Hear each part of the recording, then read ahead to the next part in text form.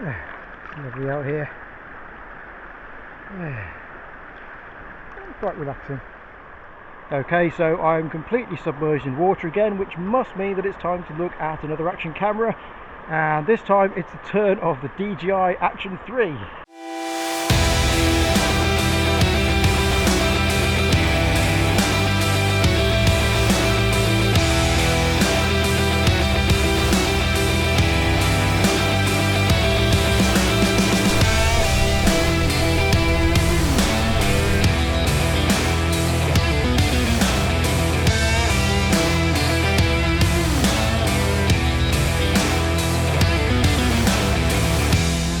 The DJI Action 3 was hotly anticipated. It was announced around an hour before the GoPro HERO11. If you're in the market for an action camera, one of the manufacturers that you will look to first is going to be GoPro. It's one of those names that is ubiquitous and associated directly with action cameras. Those of you who have watched my DJI Action 2 review video will know that I wasn't that camera's greatest fan. Now, DJI has gone back to the drawing board and it's produced a camera that frankly is what the Action 2 should have been. Now what I'm going to do today is I'm going to take a look at the DJI Action 3 in terms of what I would personally be looking for in an action camera, and I'm going to offset that against what I see in the GoPro HERO11, and hopefully you'll be able to come to a conclusion for yourselves as to which will be more suitable for your use case. One of the first things that I look for in an action camera is a really good wide angle of view.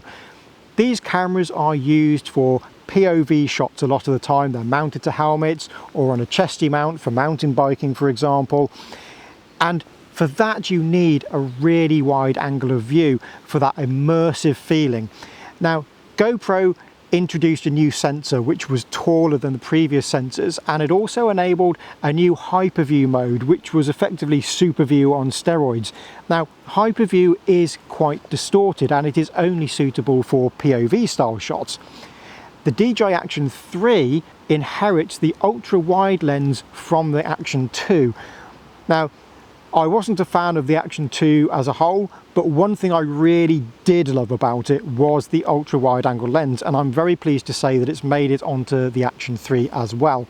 This gives a wider angle of view than hyperview on the GoPro, and it also has less distortion. There's no need for a dynamic stretch, yet it still has just as much on the top and bottom, but also much more in the width as well, and it does this with the full stabilization in effect.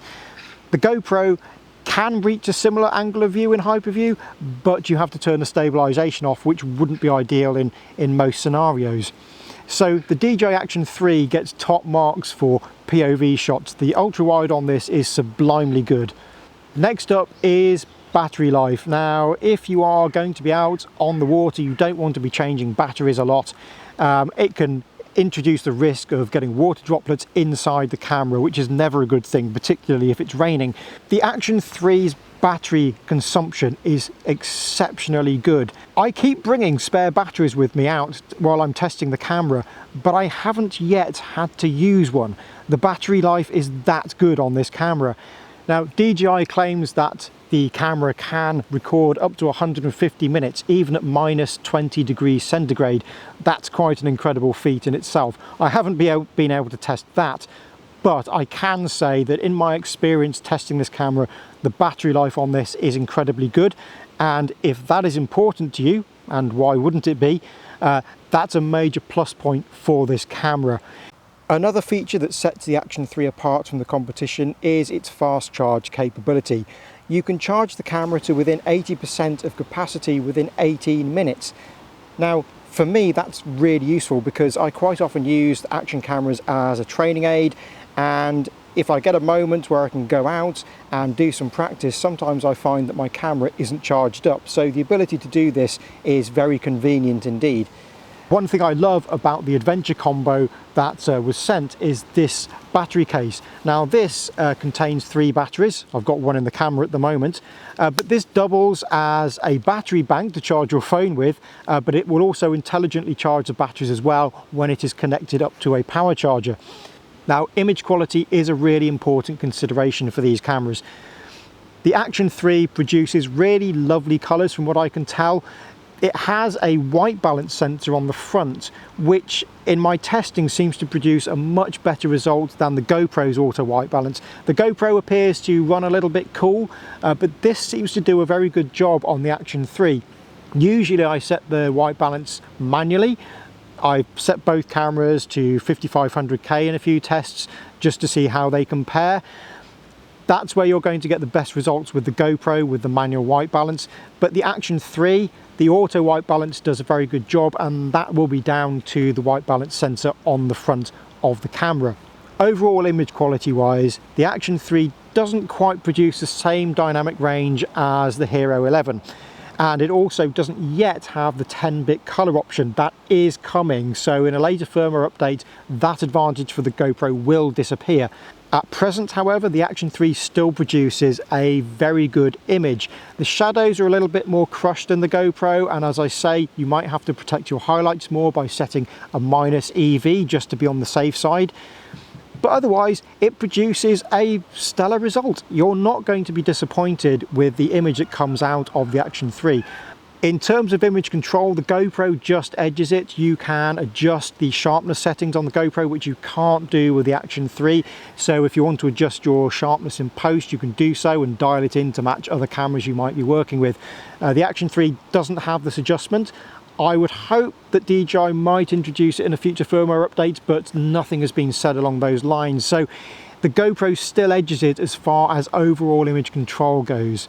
Now, mounting system wise, I wasn't a fan of the magnetic system that was introduced on the Action 2. However, DJI has beefed up the system considerably for the Action 3. Even if one of the clips comes undone, it's really hard to pull the camera apart. That said, the one thing that it doesn't have is an inbuilt tether system. Now, I criticised the Action 2 for not having a tether system, but it was pointed out to me later that on one of the corners it did actually have a tether point. There's no such thing on the Action 3. Now, the GoPro doesn't have a built-in tether point either, but you can buy a silicone case which does have a tether on it and protects the camera as well.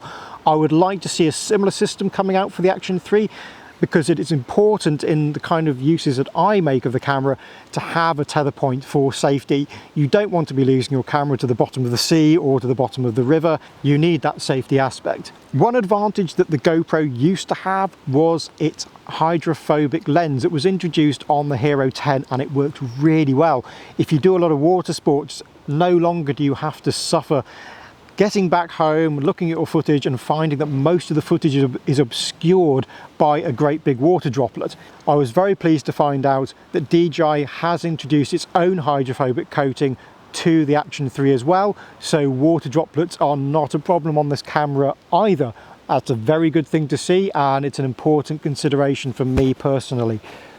Something else that is good about the Action 3 is the front screen is also a touch screen. If you are operating from a selfie perspective, it makes accessing the settings very easy indeed. Everything that you can access on the rear screen, you can access on the front screen as well, and that makes setting up the camera when you're doing selfie shots or the camera is looking at you in any other scenario, makes it very easy to do.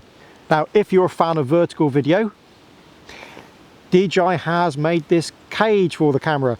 You can mount this horizontally or you can mount it vertically, if I can get this on the right way, in that orientation.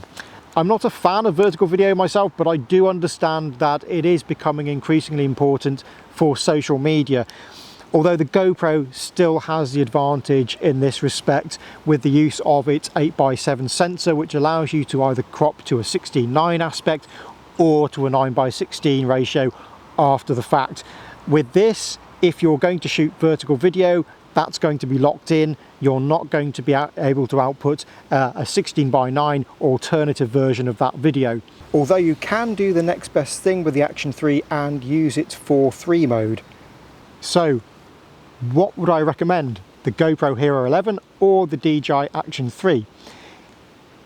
As always, it's not a clear-cut answer. It depends.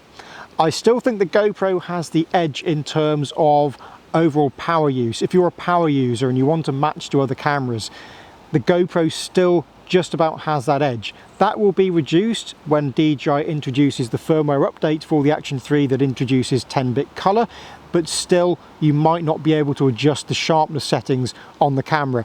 It looks pretty natural as it is, but sometimes you just want that control from a point of view of having no digital sharpness from the outset. So that would be a good thing to see introduced on the Action 3.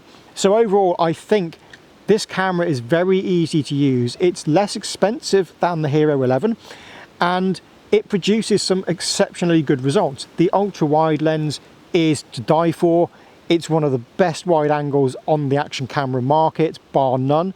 So whether you go for this or the GoPro HERO11 depends on how you are going to be using the camera. For me, the tether point is important, so the GoPro HERO11 just about edges it in that regard, and I still love the image quality on the HERO11. But having said that, you will not be disappointed in this. This is an exceptionally good action camera, and it is every bit a serious competitor to the GoPro HERO11 Black. And that's a good thing, because it means that GoPro will have to up the ante even more next year. I would like to see them introduce an ultra wide that can produce similar results to this.